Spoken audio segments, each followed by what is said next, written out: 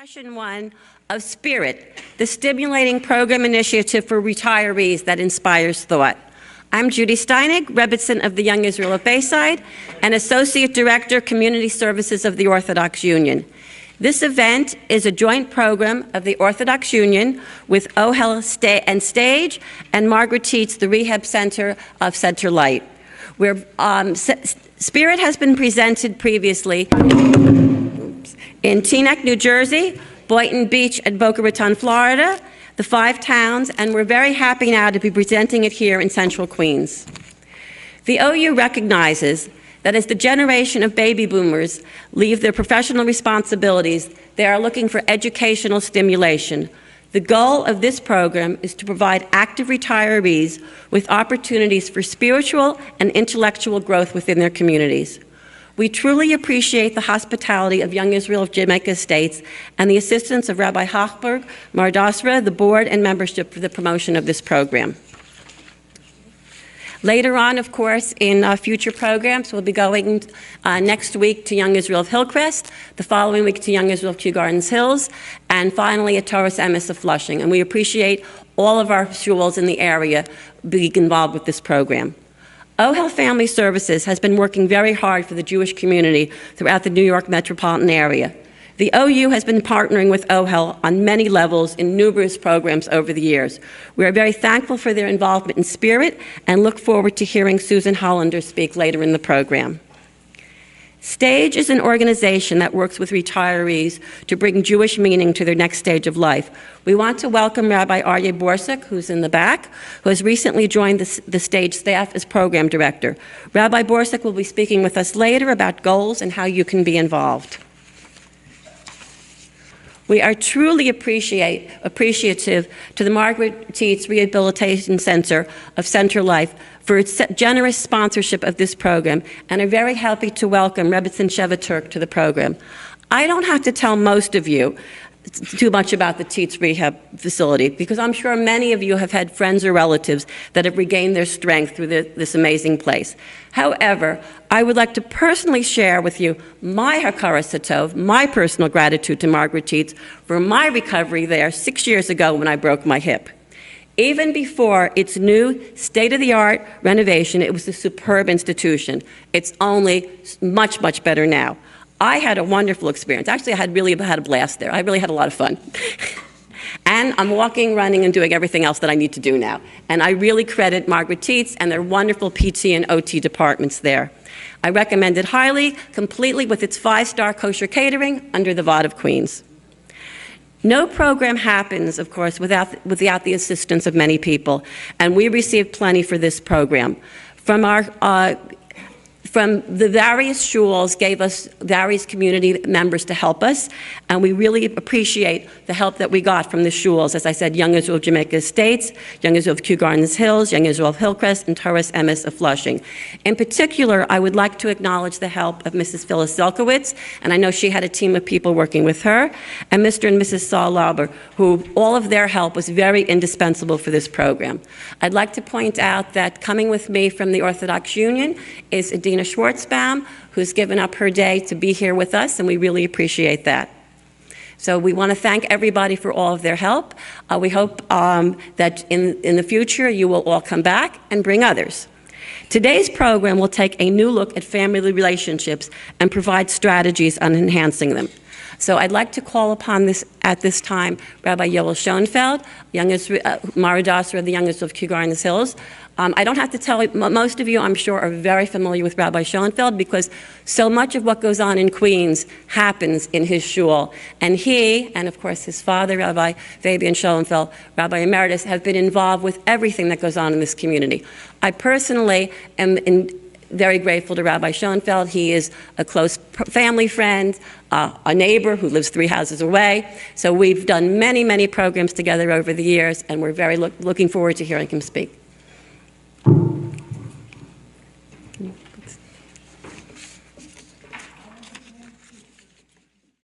Thank you very much, Rebbitzin. And we do go back a bit, including your previous life serving in the National Council of Young Israel, where Judy Steinig was a tireless person on staff for programming for the National Council. That's when we first got to know each other quite well, because so many things that she did there. We are a member of, our shul is a member of Young Israel as well. Of course, we are a Young Israel, and so many things vital to the community were done through Judy. And now she's brought her talents to the OU, and as you see, they're already reaping the benefits of her presence there. I want to thank Phyllis Zelkowitz as well for making me look good. I suggested right away to Judy Steinig. She said, "Do you have anybody in your shul who might serve well in this committee?"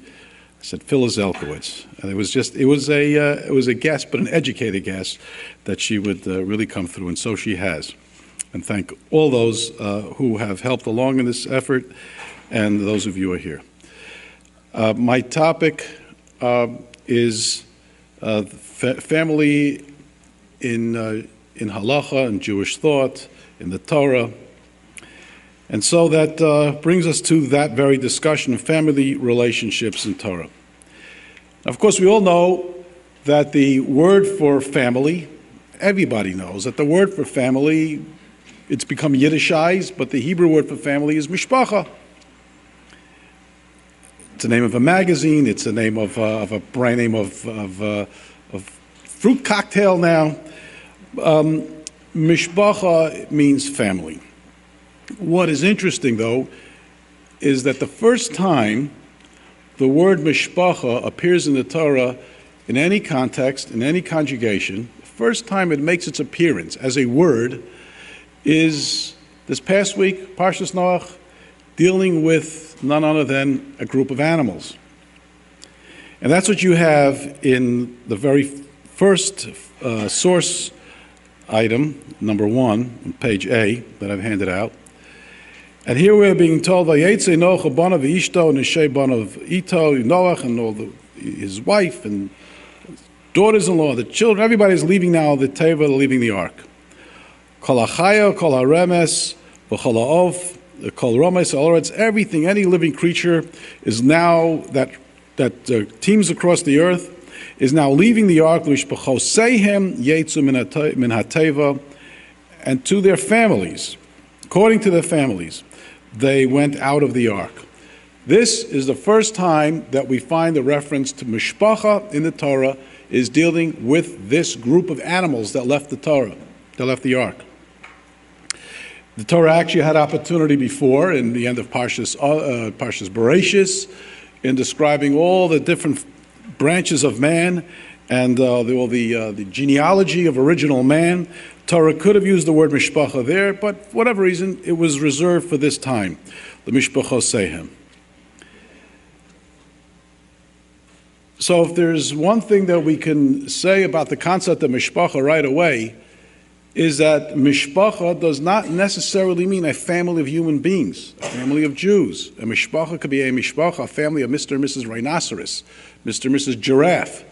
They also, we could talk of them as having families, as building families. They have offspring, there are families. So really, if we're talking about family in Jewish thought, we have to realize that there must be something very special that makes it a Jewish type of family. Because a family can be just a unit, husband, wife, a couple, partners getting together, having offspring.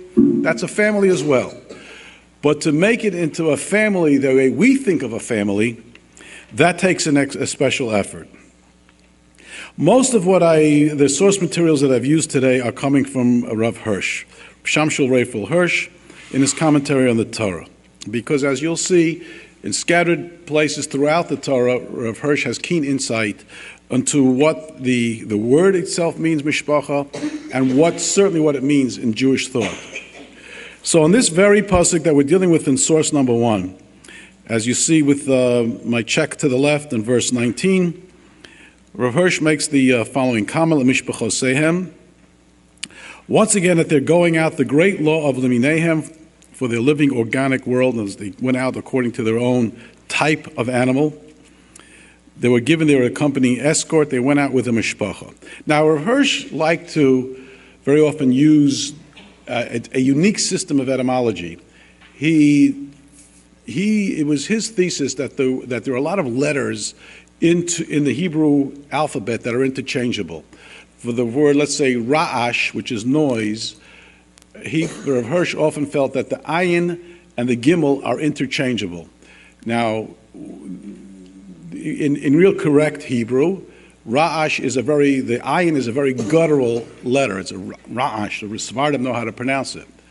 And it's almost like regesh. So ra'ash and regesh, noise and emotion, I'm just giving you an example. Rav Hirsch felt that they are related.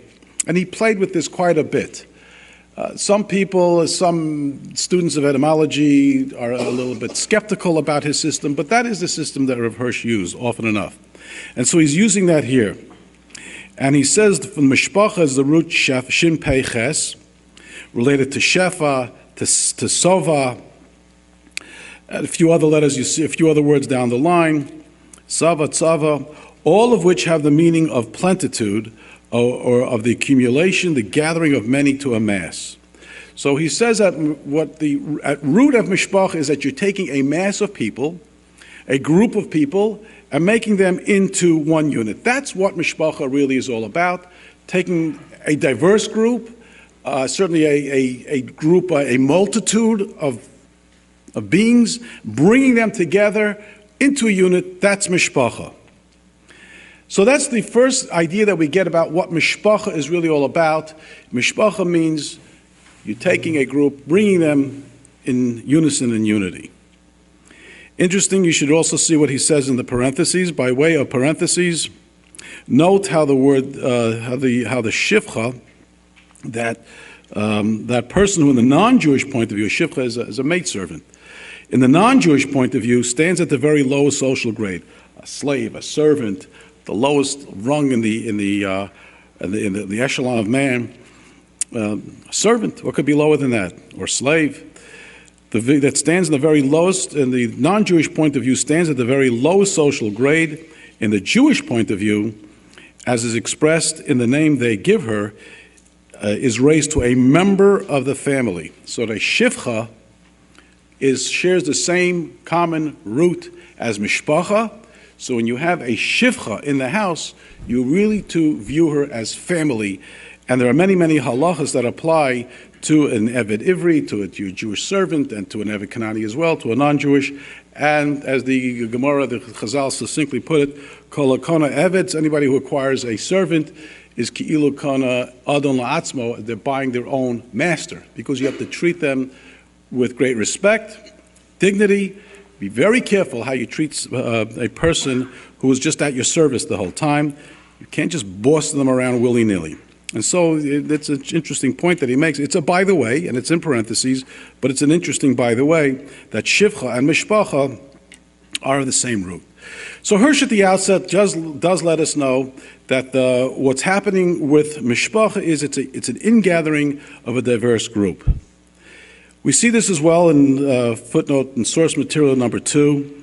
This is now at the very beginning of Bamidbar, second pasuk of Bamidbar, Perik Aleph, pasuk Beis, the second pasuk.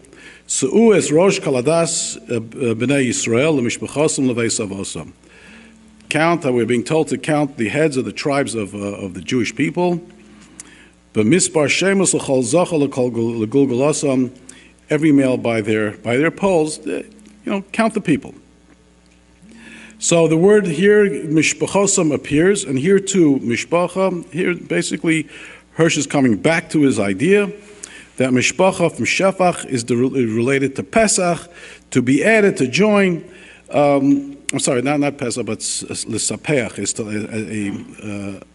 a sapach could be a scab, something that's added on, which is and shefa, which means a gathering of masses coming together. I'm just pointing out that Hirsch is consistent in the way he looks at the word mishpacha, whether it's in Bereshis here in Noach, or whether it's in Bamidbar. He views mishpacha as an ingathering of people. And so, as we said in the outset, that mishpacha can be a gathering of any group of beings, any creatures, a group of elephants, a herd of elephants, or is it a pack of elephants, a herd of cows coming together with the male, female cow and their offspring could be a mishpacha. As we've seen already from Parshas Noach, animals were the first to be referred to as developing and building mishpachos. So now we have to know, okay, what about the Jewish value of family? So we turn to source number 3, that's in Bereshis. And here Yaakov is leaving Beersheba, and he's going to Haran. And he's leaving the house that he did come from. He's out now. He had his whole exchange with Esav, and he went through a very trying period with his brother Esav, and the masquerading and receiving the bracha and trying to escape the wrath of his father and the wrath of his brother, receives the blessing of his mother, and he's on his way. So and Jacob went out from Beersheba and went towards Haran. And this is Rav Hirsch now, as you on the bottom of source 3. Jacob went away to found a Jewish house, a Jewish home. For that he takes nothing with him but himself, that which lies in his own personality. And then skip to the next underline. For Jacob was the first to say that God was to be sought above all in the home. The first to have thought of the great conception of Beis Elokim, or Beis El, the house of God. To the first one to give this idea that there's something of great value to the home, to the house, this was Yaakov, and he will come, he'll declare something Beis El. He'll talk about Beis Elokim. I didn't realize that the mound that I'm in right now, this is a house of God. To consecrate a house and to make it into something that is sublime and something special. And as Hirsch finishes off the very line, that is the greatest and nearest place for finding the revelation of God could be in the Jewish home. So as Hirsch spins this little pasuk here, it seems to be a very routine pasuk. Yaakov he went from Beersheba, went to Haran. But what Rav Hirsch is saying, that Yaakov actually what he was doing here was looking to build a Jewish house, a Jewish home. So we're now seeing the departure from the word mishpacha applying to all creatures and all critters who can have a family, but now there's something unique about the Jewish home. And the Jewish home can be a mini Beis HaMikdash. The Jewish home can be the center of spirituality. The Jewish home is endowed with something of a very special nature in Jewish thought, and that's why family is so important in the whole life structure of the Jewish community. Rav Soloveitchik would say, in Christian thought, you have to, if you need to be spiritual, you must go to the church. You must meet with the priest. You must meet with the pastor. You must have some kind of congregation. But he said a Jewish person can make the street corner a holy place of prayer. He gets up, he has to daven Shemona Esrei. He's realized, looks at the watch, it's mincha time, I got to daven, it's fast escaping. You come into a street corner, and that street corner for the moment becomes consecrated. That can become your Beis HaMikdash for the moment. And then the same is very true for the Jewish home.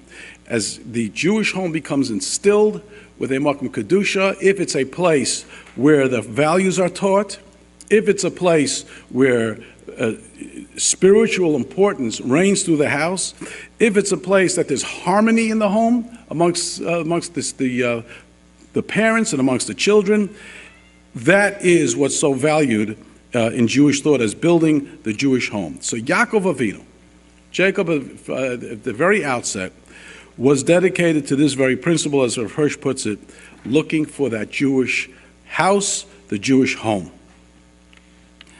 And it plays such a central role in the way we conduct ourselves through the year. And we always talk about building a bias neman b'Yisrael. Every chas and kala gets that bracha. They hear it 3 times every sheva brachas. You should be zocha to build a bias neman b'Yisrael. A bias neman b'Yisrael is a loyal house in Klal Yisrael. It's actually taken from a pasuk, I believe, in Shmuel. But a bias neman b'Yisrael, it's actually, as much as it's said just glibly, but it's a very, very sublime bracha. To build a loyal Jewish home is to build a home which is infused of the proper values and of spiritual growth. So the concept of home and of mishpacha is, as you see, is critical in maintaining the whole Jewish life. Now you see in footnote number 4, the Kidashtem es Shnasa Chamishim Shana Karasem Dorah Ba'aretz. Now this is talking about the return in the Jubilee. This is Parshas Bahar. This is already talking about in the at the Jubilee year, the 50th year. Anybody who was enslaved goes back home. Properties that were bought had to be returned to their original owners. And that's what the pasuk here is telling us in Parshas Bahar. It's Perek Chafei, chapter 25, pasuk 10. V'kidashtem es shnasa chamishim, and you shall hallow the 50th year and proclaim liberty throughout the land. Famous words. Proclaim liberty throughout that. So now Liberty Bell, taken from this very pasuk. Ukarasam d'rah b'aretz l'chol yoshveha. Proclaim liberty throughout the land for all its inhabitants. Yoel, it is the Jubilee year. Tiyah lachem, proclaim it as the Jubilee year. V'shavtem ish al chuzaso, and every man shall return unto his possession, to his original homestead. V'ish al mishpachto tashuvu, and everyone is to return to their family. So this was vital, a vital goal in the Jubilee year is to make sure that anyone who found themselves wandering and floundering, or found themselves enslaved in a situation that took them away from home, V'shavtem ish al chuzaso, go back to your roots. V'ish al mishpachto tashuvu, and everyone should return to their family. Because the worst thing that can happen is that the family unit is broken. If the family unit is broken, then that's the backbone of the Jewish people altogether. If there is no family structure, and really that's so, that's one of the, it's just tragic what's happening to the family, the nuclear family, the family unit in our society here in the United States, and I'm sure elsewhere throughout the world. This whole concept of family is quickly disappearing. And more people are not getting married, more and more people are not building families, and this whole concept of remaining married, remaining faithful, building a unit, building families is unfortunately becoming quickly a thing of the past. Okay, that's something the sociologists can debate, what impact it has in society in general. Jewish society cannot tolerate that. Jewish society is so dependent on the family as a unit, on a mother, father, derech eretz, kibbud av v'em, relationship with brother and sister. Holidays, all the Yom Tovim, are built around the concept of the Jewish family. So Jewish family is not just a nice thing, it is really vital to the preservation of the Jewish people. And if you flip the page now, you come to footnote to source material number 5. This is again still Rav Hirsch. This is in Shemos chapter 12. This is talking about the Korban Pesach. Toshav Asachar lo yochel bo. Okay, now we're talking about different types of people who should not partake in the Korban Pesach. Someone who didn't have a bris milah. Toshav, a sojourner, a hired servant may not eat. A person who's just a servant is not considered, it was a toshav, just a sojourner in the community. The Korban Pesach was eaten in such that you had to have a chabur, you had to have a designated group of people eating together. If you were just coming and going and not taking up residence during that time of Yontif, then the Korban Pesach was not for you. But what's important here is b'bayis echad ye'achal, it should be eaten in one household. So here again, Rav Hirsch, on the commentary down below, verse 46. B'bayis echad, it strikes one as most peculiar that here, in the middle of the list of the persons who are to be allowed to partake of the Korban Pesach, comes the instructions as to way and manner in which the Pesach is to be eaten. But just by placing it here, the Torah gives us the explanation of the meaning of these instructions. In other words, the Torah talks about, it breaks, it gives a series of, these are the people that can have part of the Pesach, these that are not going to have part of the Pesach. In the middle is this insertion, B'bayis echad yochel, that it should be eaten in one household. Right at the beginning, as we have seen, the mitzvah of Pesach was to be the foundation and the consecration of the Jewish home. Not individuals, nor yet the nation as a whole, but homes. Persons united in family groups form the basis on which God built up his nation. Hirsch is saying something here extremely important. We are not even a nation yet at this point. We are still very nomadic when this mitzvah was first given, the Korban Pesach. We are traveling along in the desert. We're just been freed as slaves for over 200 years. We haven't reached our country. We haven't reached the land of Israel. We're just a tribe wandering in the desert. Yet we were given this mitzvah of Korban Pesach, and we are told, but bayis echad, one household, one home. What are we talking about a bayis? They had some tents that they pitched, quickly moved on, went to the next place, found some oasis, pitched the next tent. What kind of bayis? There was no brick, stone, there was no structures, there were no estates. But Hirsch is saying here again, right at the beginning, as we have seen, the mitzvah of Pesach was to be the foundation, the consecration of the Jewish home. Don't need to have a house of bricks. You don't need to have a tower of iron. You need to have the Jewish home. What covers the Jewish home is relatively immaterial. If it's a tent of some kind of goat skin, or if it's a 6-story building, it's immaterial. The Jewish home is defined by the people that are in this unit together. And the mitzvah of Pesach was perhaps the yontif, and this is talking about the Korban Pesach, but it's the Korban and the yontif which emphasizes that perhaps more than any other, certainly any other holiday in the Torah, is the emphasis on the home of the family, and that is the very foundation, the consecration of the Jewish people. And so Hirsch is making the point that even here in the desert, the bayis, the Jewish household, the Jewish home, that was what had to already be, it's something that already had to be in our sights, is to build this home, even as we're just a nomadic tribe somewhere. And when it comes specifically to the mitzvah of Pesach, I'll get up here in my little soapbox.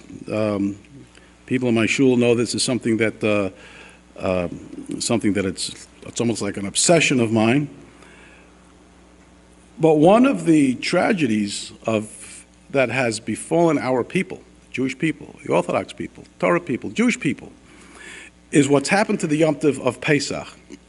The Yom Tov of Pesach should be the Yom Tov where we sit down with our children, v'hikara talavincha, we tell them the story of the Exodus, we connect to our children. It's a highly personalized holiday. It's the holiday where we are transmitting that which we receive from our parents, not only just the folklore of what took place in the Exodus and the giving of the Torah, but even the little customs that you have, the silly jokes that you may have heard from your father or your mother over the years, the recipe that your mother have had in how to make the fish balls on Pesach. The type of charain that's served. Do you eat lettuce? Do you have the horseradish? All the little different minhagim, with the kittel, without a kittel. The type of matzah that we eat. Who sits next to whom every year? Who gets to watch daddy as his face is growing beet red after eating that horseradish? All that is part of the family experience of Pesach. And the stories and the tales of what I remember, what my Baba told me, my elder Baba told me, all these stories that I remember from my grandmother, my great-grandmother, my father and great-grandfather, and sitting down and connecting to our children, and then seeing if the little child, we can keep their interest throughout the Seder, and listening to the Manishtan and beyond. All that is so vital to the preservation of the Jewish family, because that is the yontif, where we establish the Jewish home. And what has happened to us over the last couple of decades already, we've been robbed of that by the commercialization of the Yom Tov of Pesach. And you go to hotels, and I'm certainly not here to denigrate anybody who goes to hotels. I'm sure there are plenty of people in this audience that do. And but what I am saying is that some people have to go because they're just not able to make Pesach anymore, physically just not able to make it. Or they may have other family reasons why they have to go. What I am saying is I'm not decrying so much the hotels itself, but the commercialization of that whole Pesach experience by the hotels. If you open up the ads in the newspapers for the hotels. What you see before you is not, come to this hotel, you'll have a Pesach experience like you've never had. Come to this hotel and you'll have the atmosphere and the environment where you can really connect with your children. You'll be able to, now you're free of having to wash the dishes, set up, clean up. Your mind will be focused on your children. We have a base medrash that will completely make available to you all the halachas and all the lore that you have to know about Pesach. That's not what you see. You're going to have gourmet like you've never had, gourmet dinners. We're going to bring in the best entertainment, rock climbing, swimming, tours around the valley, up in the mountains, and this is what's become of our Pesach, this greatest of all of our Yom Tovim. The Yontif that really helps us connect to our children, Vigada Televincha, has been robbed from us, and it's something that really, I think, impacts widely on the Jewish family unit throughout.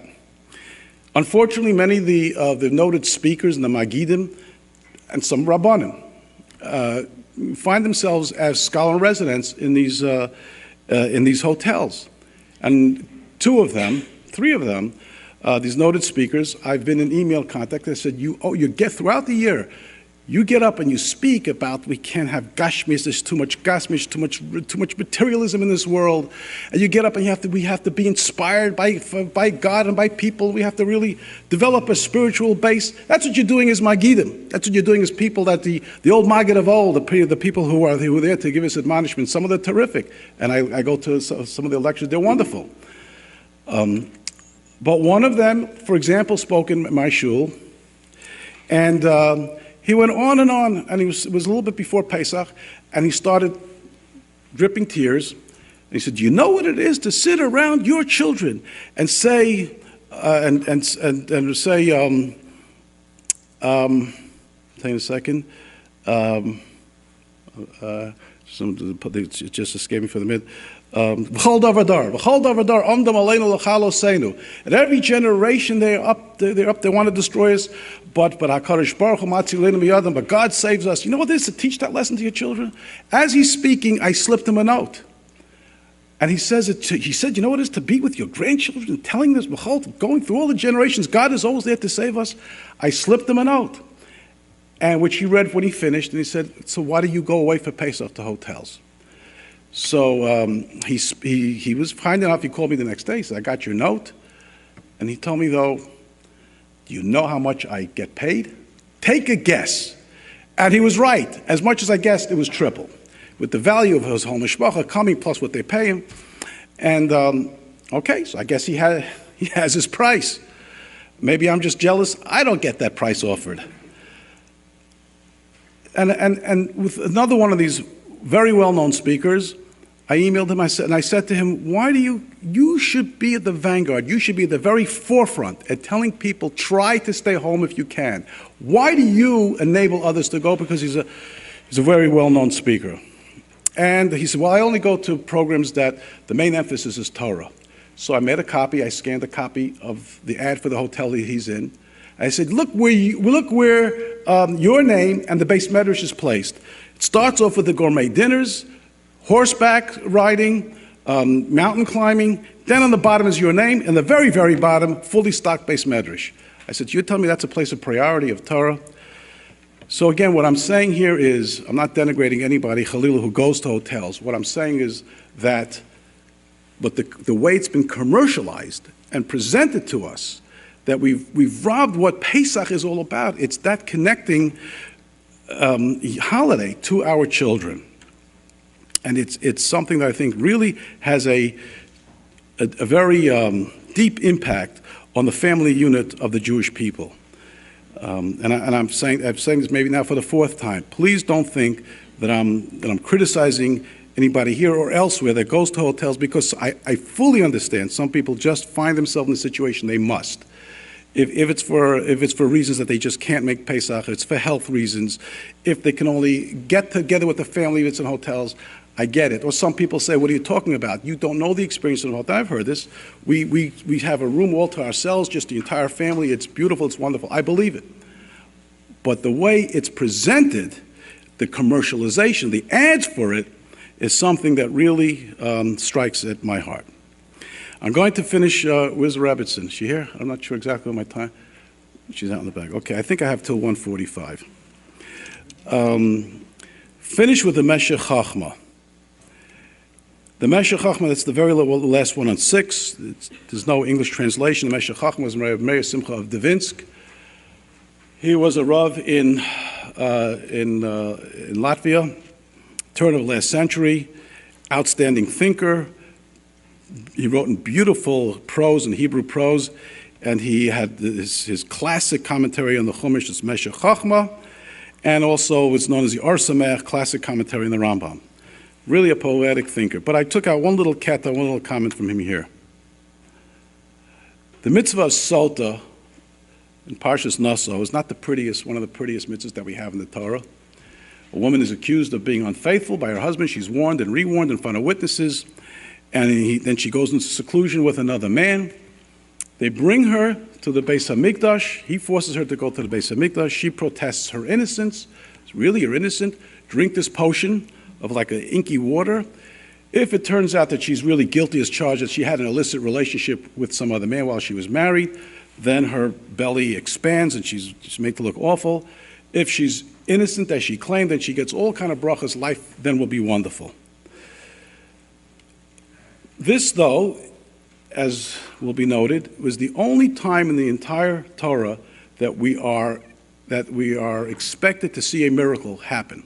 It's the only time, the only ritual in the Torah, the only mitzvah in the Torah that depends on something miraculous occurring.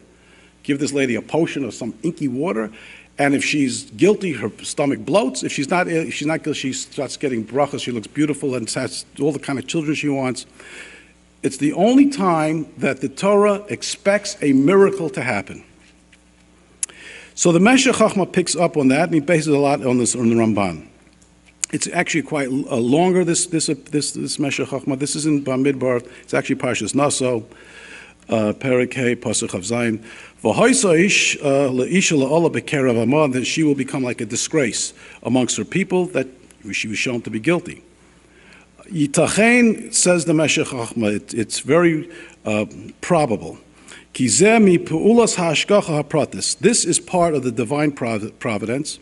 Asher devuka b'am Hashem, that B'nai Yisrael Amo, that we have a very special people, B'nai Yisrael, the Jewish people, that cling to God, that they are associated, they are attached to Hashem. Asher hisnosasa aleim lefayer es Amo, in order to Hashem to glorify His people, ulahavdam osam la'am segulaso, and to make them into His very special, His chosen people, so to speak. Ulatahara osam mechatas itznius, and to purify them from any sin of a lack of morality or impropriety. This was a miraculous occurrence. It's so supernatural, so above the ordinary, so out of the ordinary, it's so out of the natural, as similar to what the Ramban says. What the Ramban says and what the Meshech Chachma is saying here, in order to keep family and purity intact, in order to keep the beauty of the family preserved, oh, you know what, I did not, I should have cut it a little bit later. This is an important little thing, I'm sorry. I cut it a little bit prematurely, this Meshech Chachma, because he points to the fact that the Gemara says that the same way the waters, people, not everybody's aware of this, the Gemara tells us that the same way the waters tested the woman, the accused woman, the waters tested the accusing man. Sorry, I didn't include that in this cut. It's just a few lines more. He says that, which he's quoting a Gemara. So in other words, the man accuses his wife, drags her down. She drinks his potion. If he's not free of sin, all of a sudden he starts collapsing. So he's got to be he's got to be lily white himself. It wasn't just designed against the woman. It's designed against the accusing man himself. And again, it was a critical thing. I snipped this a little too early. So what the Meshech Chachma is building the case is that in order to preserve the family unit, the fidelity of the husband, the fidelity of the wife, yes, we resorted to something miraculous occurring. The Gemara goes on to say, Misharabu hanoafim, Once promiscuity became rampant, then this whole thing didn't work. It didn't work anymore because society became so decadent amongst the Jews, unfortunately, this whole thing didn't work. It was only working when the Jewish family was intact. And so you see how important, how beautiful this structure, the importance of family, and the relationship between man and wife, that God himself, Ke'ilu, intervenes and said, I'm declaring this woman guilty, I'm declaring this woman innocent, I'm declaring this man guilty, I'm declaring this man innocent. And it involved a miracle because God wanted to keep the special nature of the Jewish nation through the Jewish family preserved, and we came up to something as drastic and as dramatic as the Sota. We'll conclude with Judy. What's my time frame? 5 minutes? About. That means less. I will conclude with this then, that there's something, as you know, I think everybody here is well aware, and I would rather not have had to speak about this, but it's being forced upon us to speak about. It so happens that this conference here was designed months ago. It fell out at a time that's unfortunately has to be discussed, what happened in Washington. Personally, I would not have liked to bring it up for public discussion at all, but we're finding more and more what this rabbi did in Washington. Our Vod of Queens is going to be having a meeting tonight in which the whole fallout from what this individual did, how our own community will react, how we'll keep the mikvah secure, and that women or whoever uses the mikvah can feel safe in using it. But to think that that's what we've come to. And the question is, but why? When I first heard the story, as awful as it was, I'm sure all of you shuddered when you read the story. And if you know the rabbi, it's like, how could it possibly have happened with him? Okay, so it's an individual guy who needs a lot of therapy and a lot of problems, maybe needs jail, whatever he needs, but he needs attention. But why should everybody feel personally violated? Especially the women feel personally violated. And at first, I didn't think our Vod should deal with this, but we can't escape it because more and more we're hearing that this is happening. What so happens, yesterday I was in the OU, I was telling Judy that I was meeting with Rabbi Weinreb about something or other, some issues that I have. And one of the things we discussed was the fallout from that Washington affair. And he said that in addition to what the Chil Hashem that this man caused, but the fact that you're going to find now that women are either not going to go to the mikvah or they're going to delay going to the mikvah. And I looked at him, I said, could be yes, could be not. My phone was ringing at the time when we were talking, and then I checked the message later, and it was a young lady from my community, and I know her very well. She's actually a family member, distant family member of ours. She says, Rabbi, I got to tell you, I'm supposed to go to the mikveh tomorrow night. She says, and I'm nauseated. Those are the words. I'm nauseated, and I don't want to go, here in Kew Gardens Hills. And that's what she was leaving me the message, or telling me to get back to her as I'm speaking to Rabbi Weinreb, and it just confirms what he said. And this morning I received a call from the Jewish Week wanting to know what's the Queen's reaction to this. And I told her we're meeting in the Vod tonight, and she asked me, the reporter asked me, why do you think that women throughout the country are taking this so personal? And I told her two things. I said, number one, it's because it's when the Romans and the Greeks invaded the temple. The mikvah was the symbol of family purity, and they invaded the temple. And it was a destruction for all of us. It was a churban for all of us. And number two is because it was such a gross violation of privacy and a gross violation of trust, even though it was from one particular individual, it was so above the charts that it just spilled over, and people who never would have felt this way, they were forced to deal with this. This young lady said to me, I'm nauseated. She's just nauseated because she must have known. She said, did you hear what happened in Washington? She quoted on a little late to the story. Did you hear what happened in Washington? But what this also does point to, as tragic as it is, and it has to be dealt with, and it has to be dealt with chachma, but it points to how central family purity is to us. And if we feel violated, and if the privacy was breached, and a trust was breached, that on the other hand shows you the whole concept of Toras HaMishpacha, of keeping the family pure and in shape and intact, is so important that when it's violated even hundreds of miles away, it's something that's taken personally. I hope that That will be the end of a very, very sad episode, and somehow maybe there'll be a silver lining to that whole story. But you see the Meshech Chochmah, he tells us here, family purity, the pure relationship between husband and wife is so central to the entire family concept. And so we end off with referring back to the beginning. Yes, the first time that mishpacha is referred to in the entire Torah is with a group of animals, giraffes, rhinoceroses, or elephants, zebras, snakes. They're all called mishpacha. You can have a mishpacha, just people cohabiting together, living together, even building family together. The Jewish home is an especially lofty ideal to try to aspire to, and I hope if anything comes out from this gathering today, we'll have a greater appreciation for that very ideal. Thank you, and shikach to you all.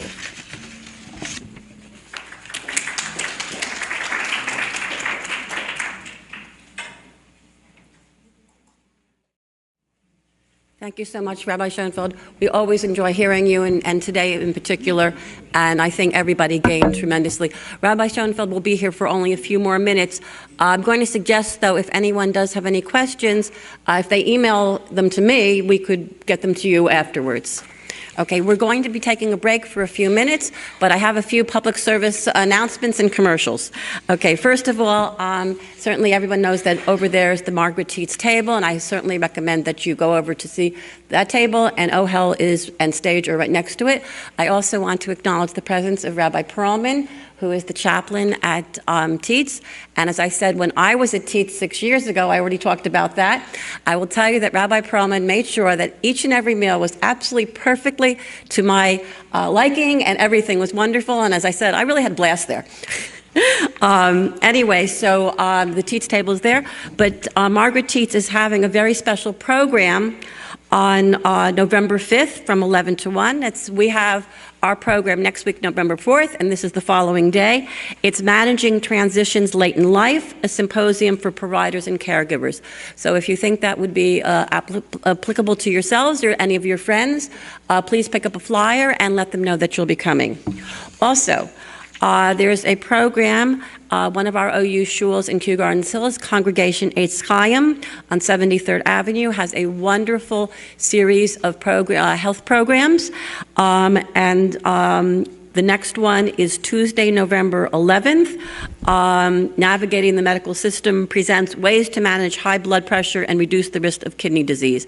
And that'll be 7:30 at Eitz Chaim. There are flyers also. I think it's in the OU table in the back, we have flyers. I just also want to remind you that this program, as we had said before, is taking place in various shuls in the community. This day was the Young Israel Jamaica States Day. Next week, on November 4th, we will be at Young Israel of Hillcrest talking about legal issues. Eitan Kobri will be speaking on longevity and the law, proper management of senior legal matters, and Rabbi Moshe Faskowitz, who many of us know from Madrigas Ha'adam, and the Torah Center will be speaking on Torah perspectives on senior legal issues. That will be, again, the same time, but different place, Young Israel of Hillcrest. So if you didn't register already for all of the sessions, you still can do that at the reduced price of $30 if you take care of it today. Otherwise, it's $10 a session in advance. But I want to just make sure that we understand, and please tell your friends, people that come to the door next week and haven't registered, it's $12. Okay, so we want to make sure that everybody knows that. We have to order food and have materials, and it's hard to know in advance when people walk in. So we're happy to welcome everybody, but we'd be a lot happier if we knew about them in advance. So we're going to take a little bit of a break, and we're going to reconvene at 2 o'clock with our next session.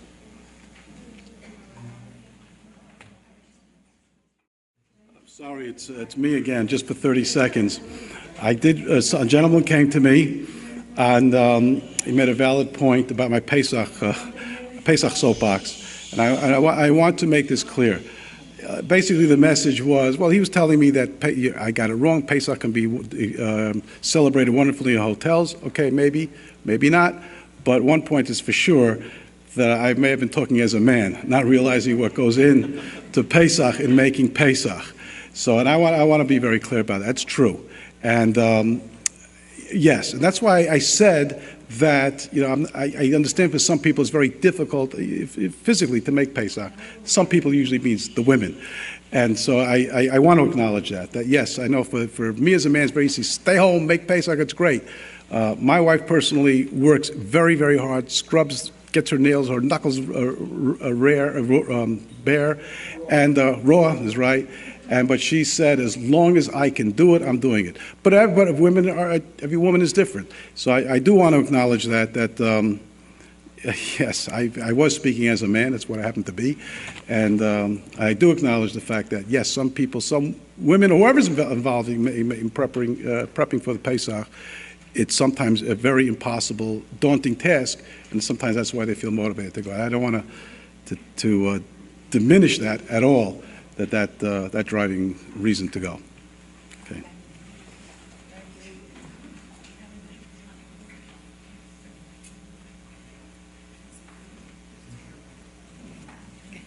Now, to continue with our program, I'd like to take this opportunity to introduce Rabbi Aryeh Borsuk, Program Director of Stage, who will share with us for a couple of moments what Stage is and how you can be involved, and he will introduce our major speaker. Thank you.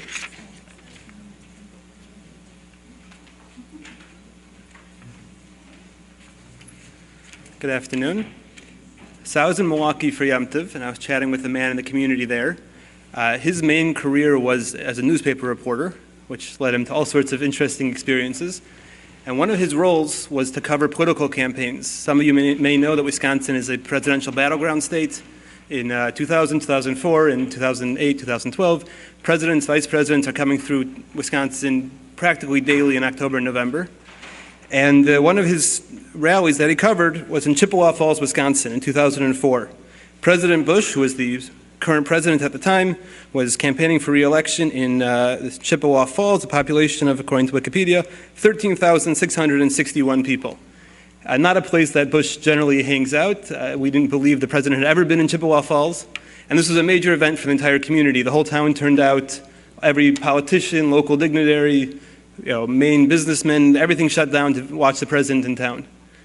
And this reporter told me that he parked across the street. The parking was quite limited. He parked in someone's driveway and paid them a couple of bucks. And after the rally and all the hoopla, the president speaking, everything like that, he went back and was chatting with the woman before he took his car home and came home. And he asked the woman, so what are your thoughts on the day? Don't get the president in your backyard every day.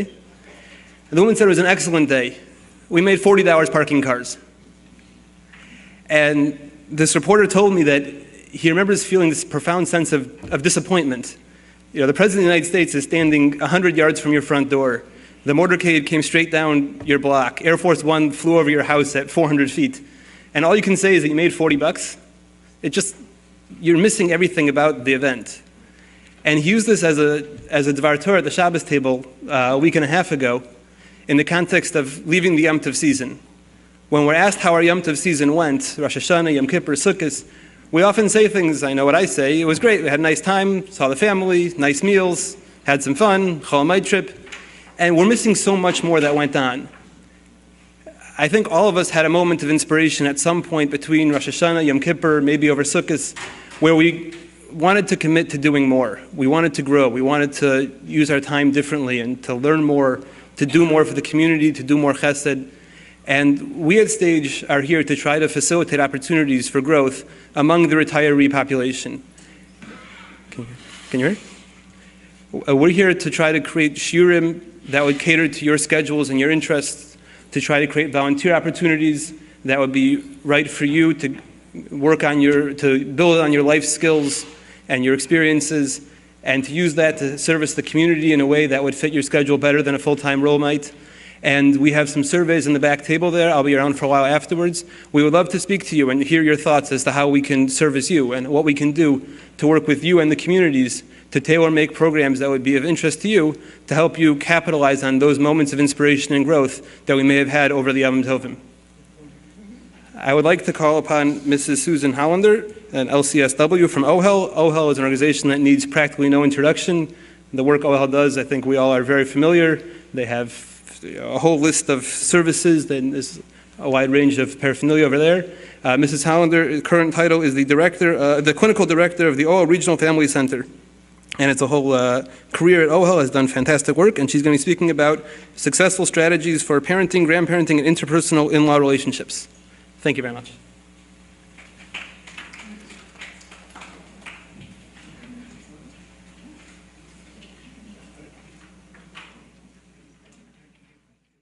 So much for a very nice presentation, and also inviting me to this luncheon. I feel honored.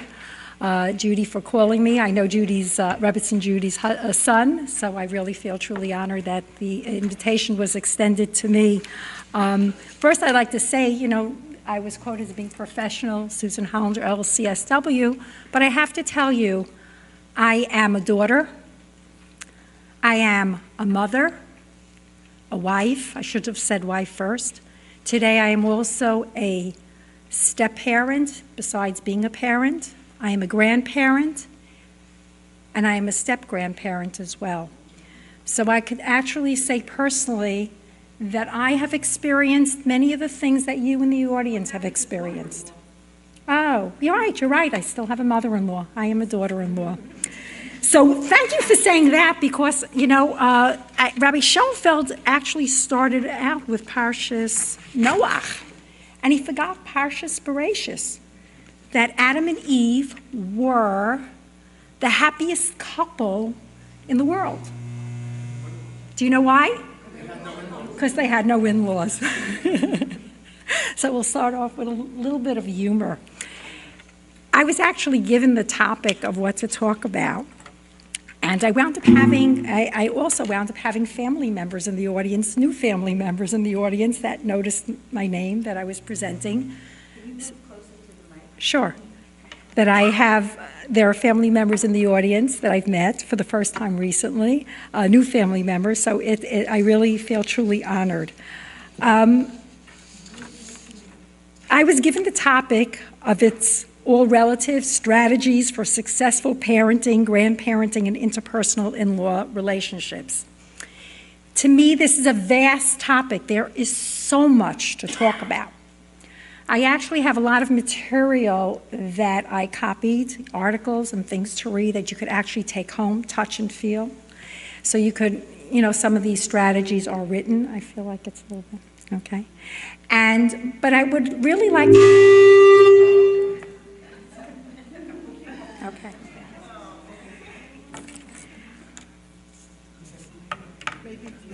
okay. Okay. So we talk about, you know, the first thing was parenting our adult children. Why are we parenting adult children? Our parenting should have been done before. So I'm going to start with, very interesting, because I looked up what we call as the definition of parenting. So we know a lot of research tells us that parenting begins when the children are very small. It's very crucial how we develop the relationship and we partner with them. And I don't want to go into the psychological aspects of it because I really want to keep this very open for the audience. But we know one of the most important things is developing a relationship with your children early on and that growth. So I have an issue with saying, okay, how are we parenting our adult children? But I will talk about it. I want to look at what the definition, what they actually say the definition of parenting is to act as a mother or father to someone, the warmth and the attention that are the hallmarks of good parenting, which means raising, bringing them up, looking after them, emotionally, physically, socially, intellectually, from childhood to infancy to adulthood, to make them good people, okay? To be able to function in our society as individuals. So if we look at that, then we're going to say, okay, let's look at how was our attitude when we raised our child? How is our child's attitude towards us now? How did you establish that? We all need to be loved. We all. As children, as adults, we want to be recognized, we want to be loved, we want to be nurtured, we want to be pat on the back. One of the best things I heard at a conference was this woman said, everybody stand up. Put your right hand on your left shoulder. Put your left hand on your right shoulder and give yourself a great big hug because you deserve it. You deserve it. Because no matter what we do, we deserve it.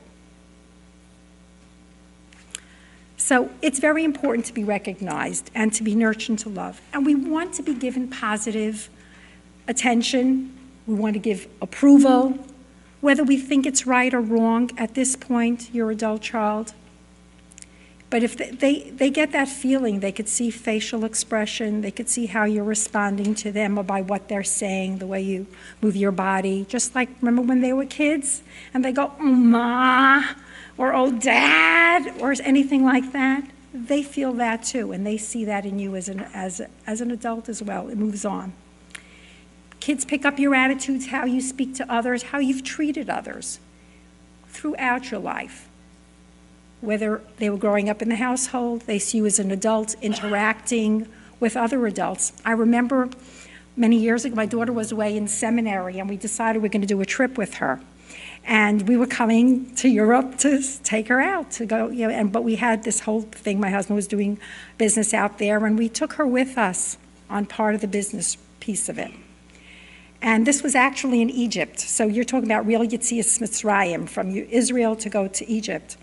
And we were dealing with the senator of Egypt, we were purchasing fiber to make cotton, so which my husband was in the industry of textiles. And they set up this lunchroom just as big as this, with people, long tables, and people came, guessed that the Jew was coming from America, who's purchasing vast amounts of cotton for production. And they set up a whole party, and we're talking about in the factory. And my daughter saw her parents in a different light. She was all of 18 years old. And she saw the respect that was given to us as from Jews in a country, Egypt, I don't have to say more, and the interaction. And then afterwards, she looked at us, she said, Mommy, Tati, wow. You know, I only saw you as Mommy and Tati. I never knew there was another part of the world of you outside of home and outside of the community. But actually to be able to have that respect from others and from people within a country that has been hostile to Jews or whatever, and time has moved on, and there is a relationship. So again, something like this impacts on children. Not everybody has that ability to travel around the world and do business there, but it's day to day, how you're acting, how you're talking, and everything like that. So do we express respect to others? Because if we express respect to others, they in turn will express respect to us. And that's for other adults, for children, for anybody. We spoke about people who are workers in the home, who are part of the family, who are masharsim or a shivcha. Also, how we treat them. Guess what? That's how your children are going to see how to treat others also. It's like saying good Shabbos to the mailman, saying hello to the garbage collector. It's saying thank you. Okay. It's also, we can only be responsible for our behavior. We cannot, let's go back to our children, we cannot be responsible for their behavior. But they also say there are two people that we can never be responsible for. Do you know who? That's our spouse and our children, because we can only be responsible for us. We could only be responsible for the things that we say. So parents really need to look inwards and to engage in some honest introspection and interest of their own behavior and how do they view themselves. I speak Yiddish. My mother would always say, "Mezeit nicht der eigene hiker." What does that mean? We don't see our own deficits or our own hunchback. Why I say deficits? Because we can't see from what's behind us. We only see what's in front of us, and sometimes we don't realize what we're saying or how we're saying it, how we're doing it. So I know I'm being taped, and I don't remember ever being taped before, so I don't know how I'm going to come out, and I hope you'll take a little bit of everything. I have so much to say, and I can't possibly get through everything that I want to say, but I will give you some points about certain things. What I did was I really made a lot of copies and articles and things that I wrote for you to take home with you and to read, to look at, to help guide you. And it could be an instrument. Sometimes when you need a little extra chizik, you could say, okay, let me see what Susan said, and let me take a look at it and see if I could learn something. Setting up ground rules for adult children that are living with you. Many families today, we heard there's a lot of stuff going on in the community. Children are coming back home, or children never left. Children are coming home with children, without spouses. So there's really, really a lot that we're seeing today. So it's better to talk these things through rather than be silent and grit your teeth. If you have something to say, talk about it. I know that's a social work in me, but my personality was always such, just talk to me. My door was always open. My door was never closed. And I'm not talking about in the office because that's my policy in the office. My door is never closed. My door is always open to anybody to come in, and that's how I raised my children. My bedroom door was always open for them, and they knew it. So let's look at some of the ground rules we could set for adult children. I know we're limited for time, so I'm going to try to get through a lot of points and a lot of things I really did type up or give you some stuff to read. As parents, you need to discuss your expectations, both as a child, as an adult child, because some of us have parents too, I'm sure. I do. And, what is the responsibility? What is it your expectation? What is it that you need? I used to say, and I still say it, I'm the best daughter I know how to be. I'm the best wife I know how to be. I'm the best mother I know how to be. I'm the best grandparent I know how to be. I try 100% every which way.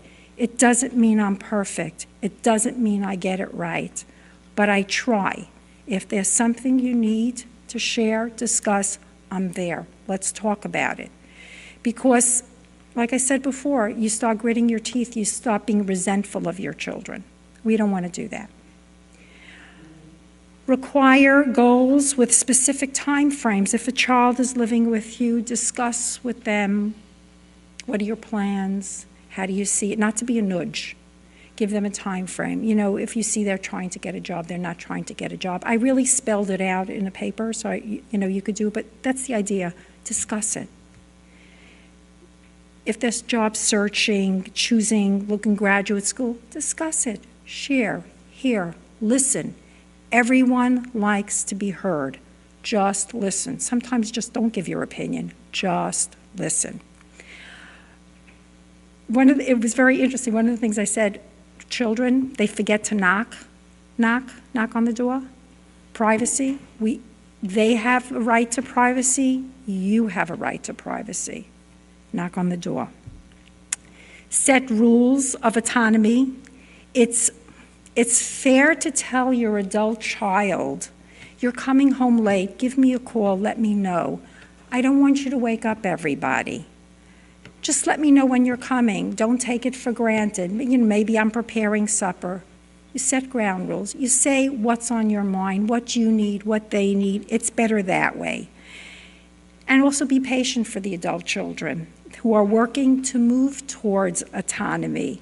You should always try to be there for them emotionally. We're not talking about financially yet what's going on. I'm just talking about emotionally, because financials is a very different aspect. I'll touch upon it a little bit later, but focus on getting them independent, giving them that support, and such as helping them somewhat to eliminate the extra debt by them just being there. Okay. There are 5 things you should stop doing for your adult children, okay? They need to learn from their mistakes. They need to suffer the consequences. We all learn from our mistakes. That's our personal growth. We are who we are today because of our experiences, because of the different things that we go through. Cover all their expenses and rent. When I said financial, you don't want to cover everything. You want to show that they have the ability to be independent. Pay what you can. Let's sit down. Let's figure it out. Again, we're sitting down, we're talking about it. Let's figure out what is it that you can do? What is it that you can't do? I'll help you with this if I can. If I can't, I can't. You got to figure it out. You got to make yourself independent. Give advice expecting to be taken. If they come and ask you for advice, then give it. You could give it, but always remember, first be a listener. They might not really want your advice. They really might just want you to listen to what they have to say. They need a sounding board. They don't have anybody else. Plan their social lives. Some parents live vicariously through their children, and they want to be socially with their friends all the time, go places, do things. Children need independence. Children have to make their own social lives. They have to do things for themselves. And laundry, interesting. We're going to say, why laundry? Laundry, because that is the last thing children tend to let go.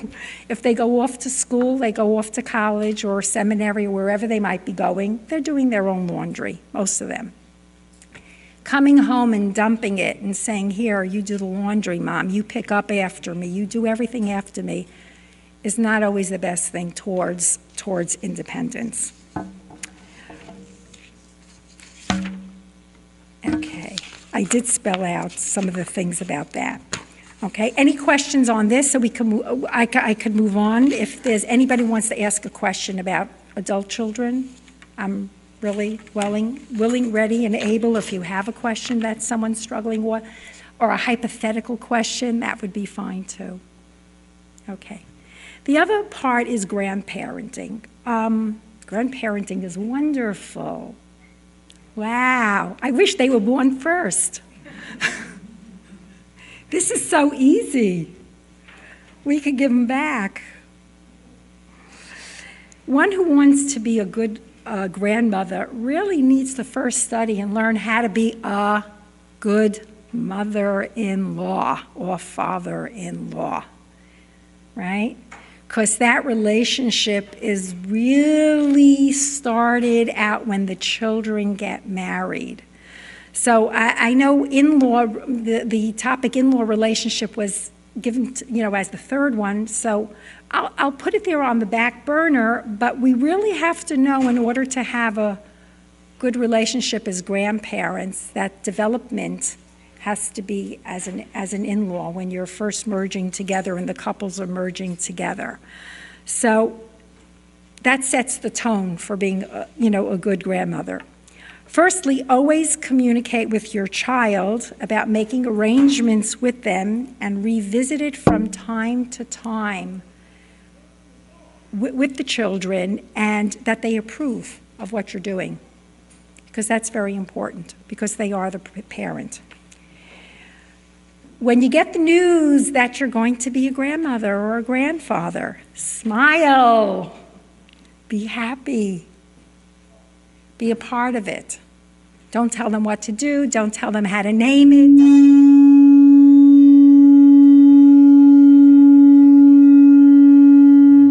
I guess the mic didn't like that one. Let them do it their way, because if you think back when you were having kids, you wanted to do it your way also. What's very interesting for the Holocaust survivor parent and first generation Holocaust survivor, it was very important to use the names of the deceased, the parents, the siblings. It was very important. I know I was never given an option of what name to use to name my child. Baruch Hashem, I have 6 children, and they're all wonderful children, and they have wonderful names, and they've been named after people who are deceased. I also have 4 stepchildren, and we have tons of grandchildren, Baruch Hashem. We're not supposed to count. And I know none of us were given the opportunity, not my husband, of choices of names. It was done. It was just something done, and you never said anything against it. You just did it. Where today's generation is very different. Yes, names are used. Some of us have lost spouses. I one as well. And I am fortunate to remarry. But I know my husband's children, as well as my children, are named after deceased family members. But it's our generation of children who are saying, I like that name. I'm using this name. I'm using that name. And you know what? I'm saying it's okay. You know why? I was angry. I was resentful. I was truly angry and resentful. By the time my 4th child was born, and I wound up having fever with my 4th child because it was a very hot summer, and I was yay big, and my child weighed 10 pounds, and my mother said she's not coming to the bris if I don't name him after her father. Forget that we had already 2 kids named after that side of the family, so there was, and I remember saying at that time, I will never, ever, ever do that to my children. So whatever name my children choose, that's their choice. I don't say anything. My mother-in-law had a great expression, kiek and schwag.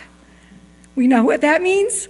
Look, I know, and be quiet. Some people say kiek, schwag, and open up the pocketbook, kiek, look, we'll be quiet, and open up the pocketbook. That's not the issue. Sometimes we just need to learn how to zip the lip, I call it. Okay. So as a mother-in-law, as a father-in-law, be very excited. Let them do it their way. Always emphasize the positive. Whatever you're seeing and what your children are doing, say something nice. And when I say something nice, I'm not saying to say it in a derogatory way. You want them to really know that you mean it, that they really feel that you really mean it. Okay. Go easy on the shopping. Don't overdo it. Hold off any major decisions for yourself. A lot of us, when we become grandparents or life moves on, there's lots of transition. Oh, I'm going to give up working. I'm going to take care of the baby. You can go. Don't worry, you can go to work and I'll be here and I'll pick up the kid here. I'll do this, I'll do that. Let things settle in, whether you're the mother of the boy, the mother of the girl. Let things settle in, see where it goes, see what fits in, what would work right for everybody. You don't make major decisions. Do help out, but don't overdo it. Know your space, know your place. If you had any bad opinions about the spouse, your child's spouse, keep them to yourself, because it causes tremendous hardship, tremendous conflict for the couple. Because any derogatory thing you might say, guess what? If that your daughter or your son, their spouse is their best friend or is supposed to, and they're so hurt, they're so inside hurt, who are they going to spill it over to? But they're going to spill it over to their spouse. And what does that do? It causes conflict within the couple. I remember a young woman came to me and she said, I don't know what to do. My mother said to me, she said, could you imagine? My mother said to me, how could you sleep with your husband? He's so hairy. How should that daughter have felt? What do you think she did with that? Yeah. And that's hurtful. And that's hurtful. Keep your opinions to yourself. Because she didn't know what else to do with it. So she wound up saying it. Be prepared to share. Share. There are a lot of family members now. Bobbies, Zaidis, older Bobbies, older Zaidis, from one side, from the other side. her side, his side, my side, your side, share. Sharing time with a child, sharing time, just sharing time in general. Even understanding that your child is sharing their time now with a child, with a husband, there's a lot. So just understanding that. For some people who are divorced, just making peace with the exes. Because now there's another side to the family, and you want to be able to go to a bris, you want to be able to go to a bar mitzvah, you want to be able to go to a wedding event, whatever it is, it's just making peace within yourself. Again, being very introspective, knowing who you are. One of the wonderful things about being a grandparent, you are the historian. You are the living ancestor. Rabbi Schonfeld spoke about that. You are the living ancestor of being able to share, to tell the stories of the past, the present. We don't know the future, but you are the person who could do that. You could be the nurturer, the mentor, the role model. You set example. When you spend time, you nurture, you love. Maybe all that love that you had difficulty sharing when you were raising your children because you were so busy, that now that you could be such a wonderful nurturer to that child and develop this bond where they'll come and sit on your lap and tell you everything. Because if you look at the development of children, you know, at the beginning they need you, they're nurturing, they love you, bubby, bubby, bubby, zaidi, or grandma, grandpa, whatever it might be that they call you, that they want to spend time with you, they want to learn with you, they want to have stories, they want to share the Shabbos, they want to share the Yontif, they want to do it all. They come to a point in development where they don't have time for you. 13 years old, they're developing their good friendships. They don't have time. They're having relationships out there, they're teenagers, they're coming, they're going, they're college. So that development phases of being able to bond and grow with your grandchildren are through the young years. So take advantage of that. So that's very important. You could be the playmate, the wizard, the hero, play games, tricks, take them out, whatever would be pleasant to you. Someone wrote, I wrote it down, an author, The Joys of Grandparenting by Patricia Holmes from Ohio State University. Grandchildren bring love, energy, optimism, laughter, activity, youthfulness, and a purpose to live for grandparents. At the same time, grandparents provide maturity, knowledge, stability, unconditional love to the lives of their grandchildren. Think for a moment about your own grandparents, if you had. Which of these roles did they fulfill in your family? Whether your experiences with grandparents were positive or negative, even if you never had anyone that you know, grandparents can make a difference in the lives of the grandchildren. And what the idea is to develop that relationship. Okay. Actions by grandparents that can easily trigger family disputes.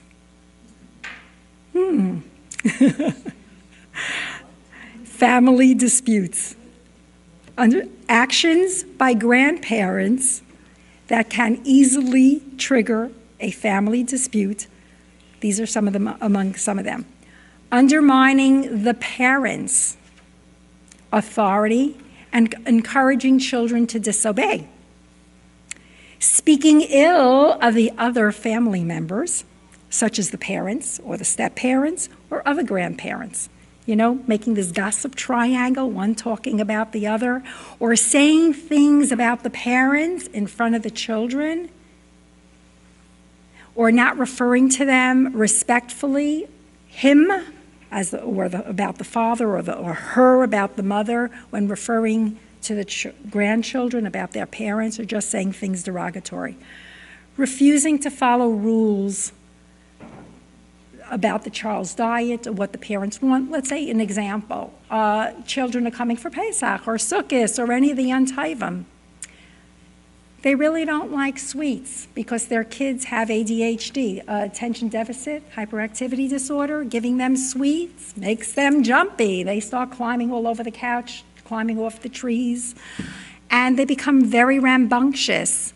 And by giving them sweets is very disruptive to them. And the parents say, please don't give them sweets. Please try to limit it, or whatever it might be, they tell you what there is okay. And you don't do it. We need as parents to ask. I know when one of my grandchildren would come over to me and say something, and I go, did mommy say that was okay? I don't know really if mommy would approve of that. And that's what you really have to say. You really have to know what your children approve. It's, again, contracting with your children. What is okay? What is not okay? Okay?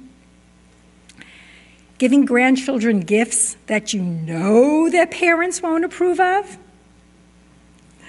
Okay? That's like a real no-no. Like if you know your kids don't like any type of electronic gadgets, few today, but a lot, that don't like electronic gadgets, don't want electronic gadgets in their home, respect that. Respect that. Pressuring parents for more time, overnight visits, just like pressuring them and bombarding. Again, always having a discussion, looking at what is acceptable, what is not acceptable. I was told to have 5 minutes left. I'm in trouble. Okay, in-laws. Okay, let's move on to the in-laws outlaw relationship. Oh, I had a good joke on that one. 1 second. I remember I wrote down something.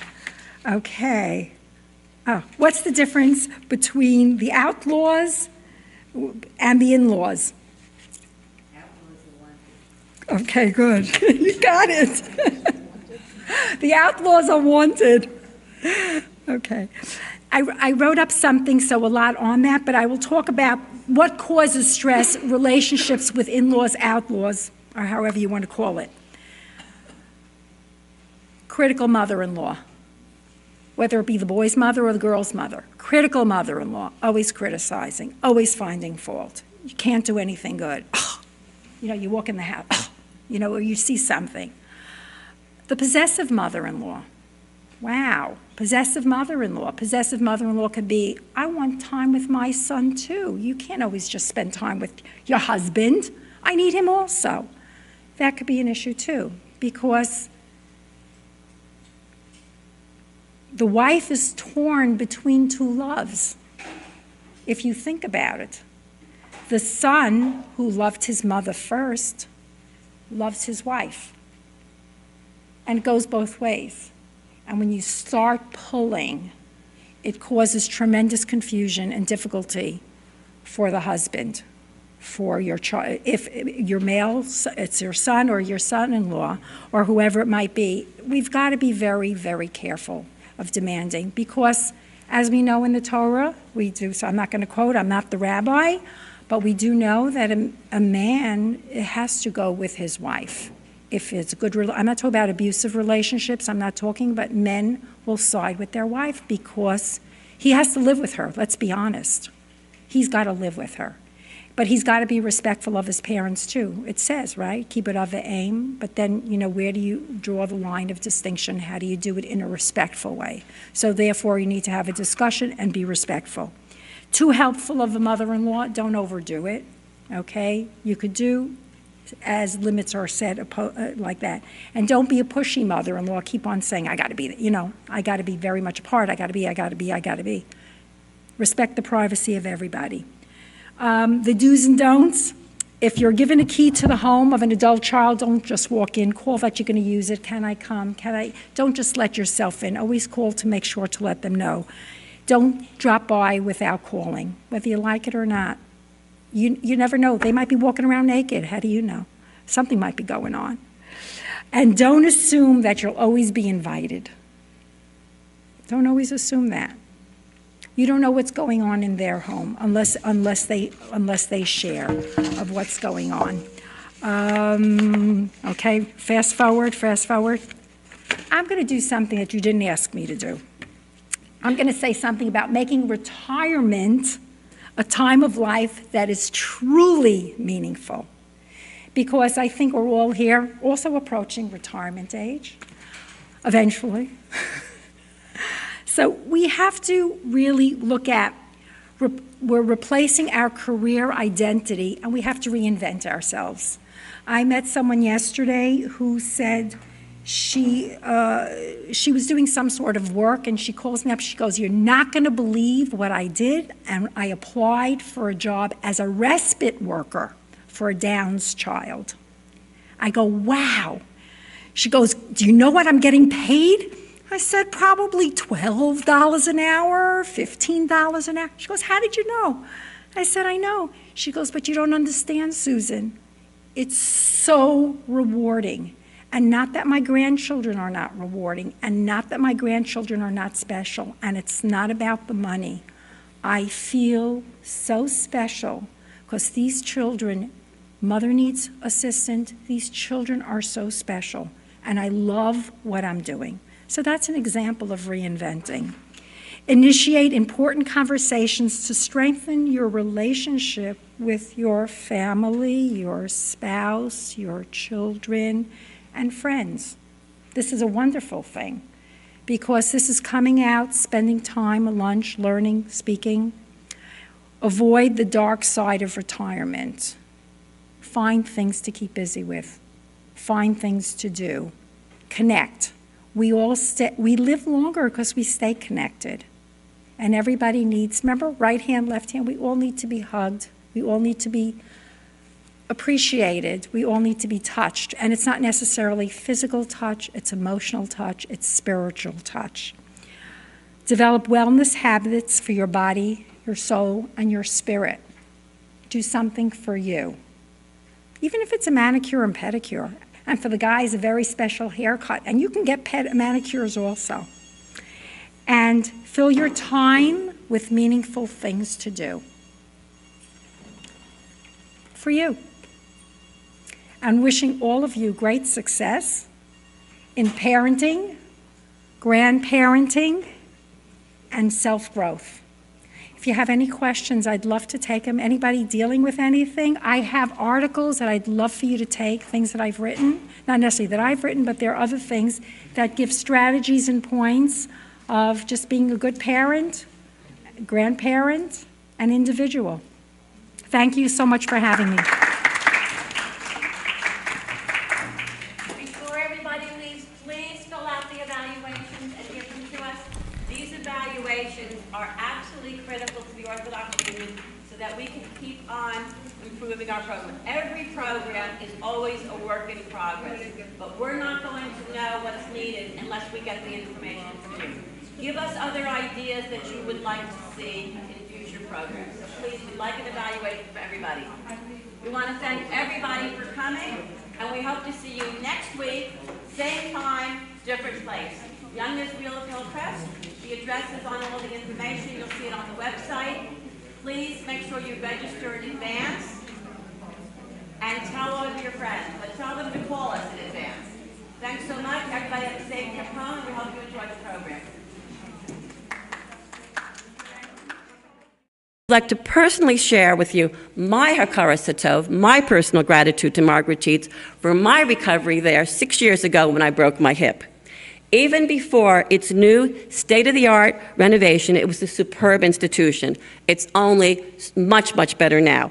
I had a wonderful experience. Actually, I had a blast there. I really had a lot of fun. And I'm walking, running, and doing everything else that I need to do now. And I really credit Margaret Tietz and their wonderful PT and OT departments there. I recommend it highly, completely with its 5-star kosher catering under the Vod of Queens. No program happens, of course, without the assistance of many people, and we receive plenty for this program. From our from the various shuls gave us various community members to help us, and we really appreciate the help that we got from the shuls. As I said, Young Israel of Jamaica Estates, Young Israel of Kew Gardens Hills, Young Israel of Hillcrest, and Toras Emes of Flushing. In particular, I would like to acknowledge the help of Mrs. Phyllis Zelkowitz, and I know she had a team of people working with her, and Mr. and Mrs. Saul Lauber, who all of their help was very indispensable for this program. I'd like to point out that coming with me from the Orthodox Union is Adina Schwartzbaum, who's given up her day to be here with us, and we really appreciate that. So we want to thank everybody for all of their help. We hope that in the future you will all come back and bring others. Today's program will take a new look at family relationships and provide strategies on enhancing them. So I'd like to call upon at this time Rabbi Yoel Schonfeld, Maradasra of the Young Israel of Kew Gardens Hills. I don't have to tell you, most of you I'm sure are very familiar with Rabbi Schonfeld because so much of what goes on in Queens happens in his shul. And he, and of course his father, Rabbi Fabian Schonfeld, Rabbi Emeritus, have been involved with everything that goes on in this community. I personally am very grateful to Rabbi Schonfeld. He is a close family friend, a neighbor who lives 3 houses away. So we've done many, many programs together over the years, and we're very looking forward to hearing him speak.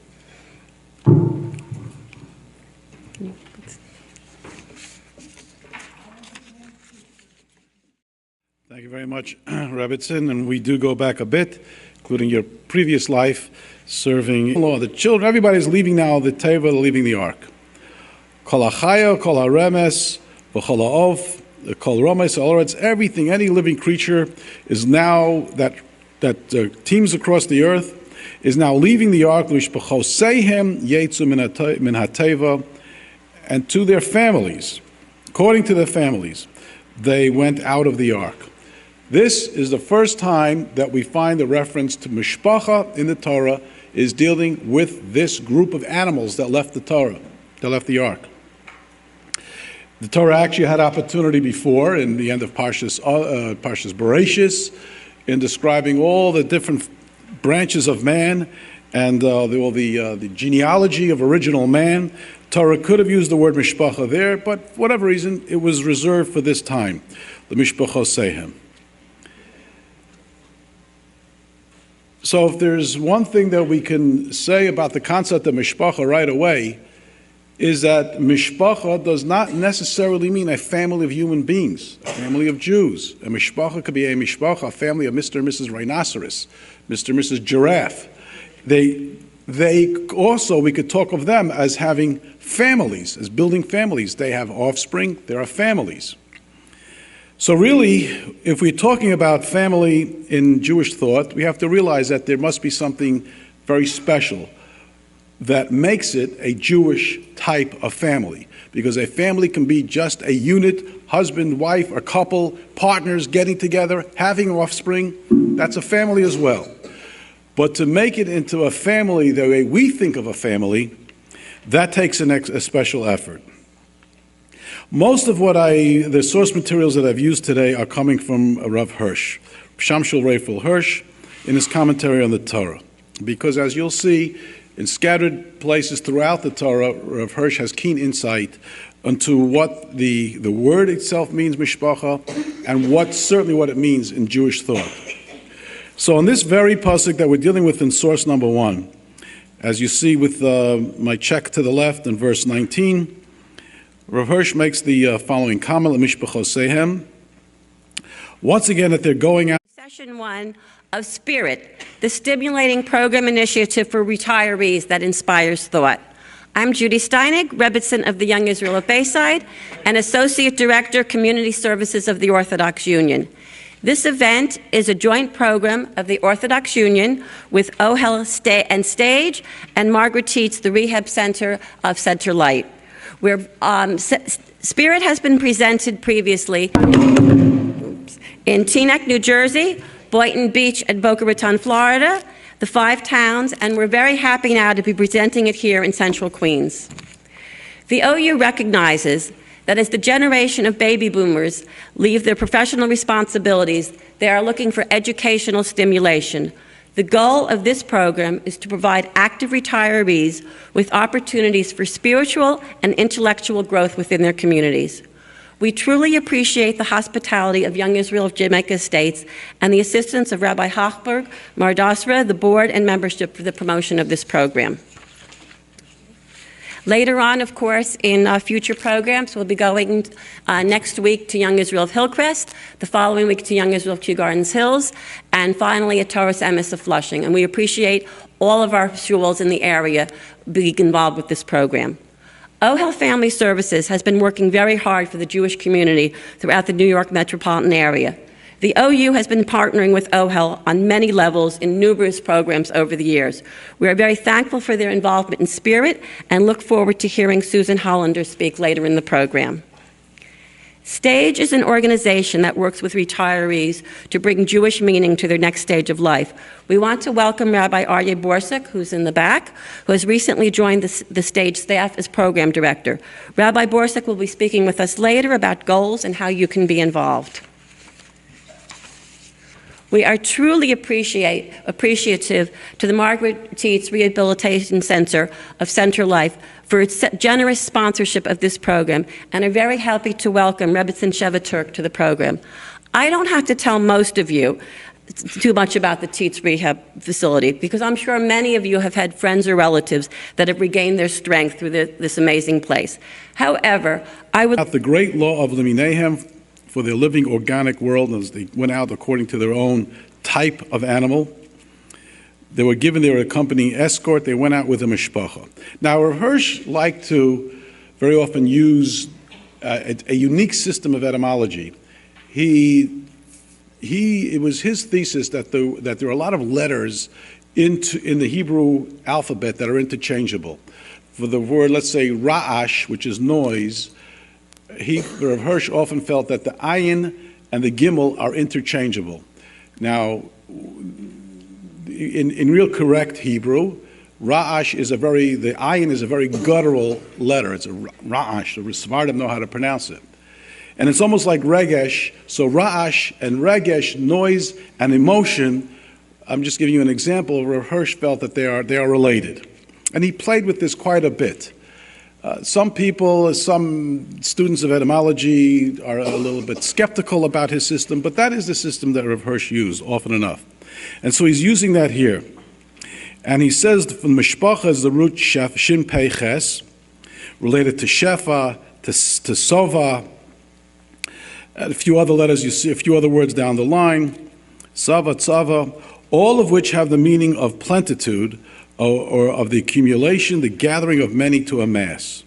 So he says that what the root of mishpacha is that you're taking a mass of people, a group of people, and making them into one unit. That's what mishpacha really is all about, taking a diverse group, certainly a group, a multitude of beings, bringing them together into a unit. That's mishpacha.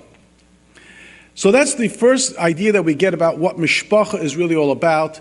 Mishpacha means you're taking a group, bringing them in unison and unity.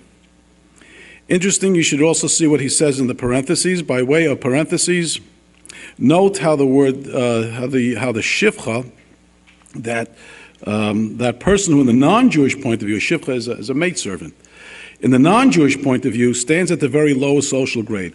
A slave, a servant, the lowest rung in the National Council of Young Israel, where Judy Steinberg was a tireless person on staff for programming for the National Council. That's when we first got to know each other quite well, because so many things that she did there. We are a member of, our shul is a member of Young Israel as well. Of course, we are a Young Israel, and so many things vital to the community were done through Judy. And now she's brought her talents to the OU, and as you see, they're already reaping the benefits of her presence there. I want to thank Phyllis Zelkowitz as well for making me look good. I suggested right away to Judy Steinig. She said, "Do you have anybody in your shul who might serve well in this committee?" I said, Phyllis Zelkowitz. And it was a guess, but an educated guess, that she would really come through, and so she has. And thank all those who have helped along in this effort, and those of you who are here. My topic is family in halacha and Jewish thought, in the Torah. And so that brings us to that very discussion of family relationships in Torah. Of course, we all know that the word for family, everybody knows that the word for family, it's become Yiddishized, but the Hebrew word for family is mishpacha. It's the name of a magazine. It's the name of a brand name of fruit cocktail now. Mishpacha means family. What is interesting, though, is that the first time the word mishpacha appears in the Torah in any context, in any conjugation, the first time it makes its appearance as a word is this past week, Parshas Noach, dealing with none other than a group of animals. And that's what you have in the very first source item, number 1, on page A, that I've handed out. And here we're being told, Vayetze Noach banav v'ishto and Neshe banav ito, Noach and all his wife and daughters